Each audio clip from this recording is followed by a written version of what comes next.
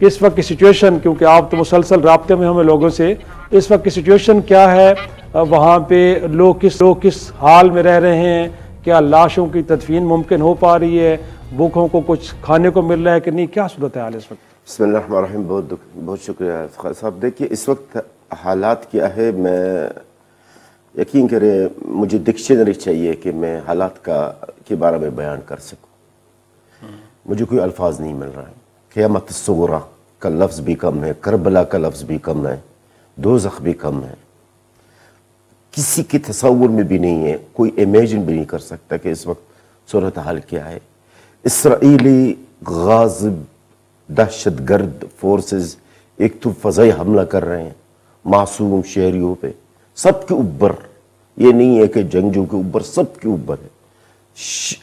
عمارتوں پہ کر رہے ہیں، گھروں پہ کر رہے ہیں، ہسپتالوں پہ کر رہے ہیں، ایمبولنسز بھی کر رہے ہیں. حتیٰ کہ جہاں لوگ نقل مکانے کر رہے ہیں، جہاں جاتے ہیں وہاں پر ان کے اوپر بھی بمباری ہو رہا ہے. وہاں پر صورتحال یہاں تک کہ لاشیں آپ نے جو ذکر کیے، ہمارے بھائی بہنیں بچوں کے لاشیں کئی دنوں سے روڈ گلیوں پہ زمین پر ہے، بے عد بے معاف کتے اور بلے ان کو کھا رہے ہیں.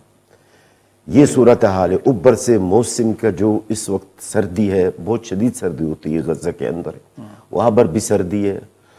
بھوک اور پیاس ایک ہی الگ قصہ ہے جو آپ یقین کریں.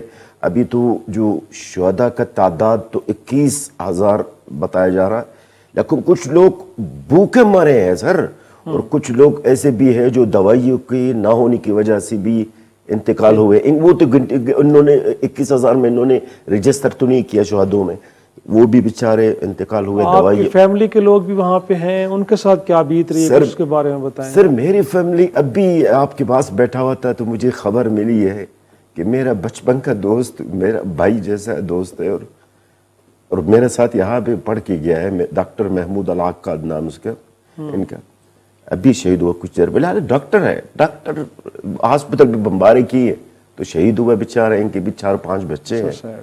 میرا بھائی مجھے پتہ ہی نہیں ہے کدھر ہے. 12 میرے بہن بھائی ہیں، ان کی بچے سمیت مجھے علم ہی نہیں ہے کہ وہ ہے کدھر ہے، زندہ ہے، مردہ ہے، کیا ہو گیا، ان کا کچھ پتہ ہی نہیں.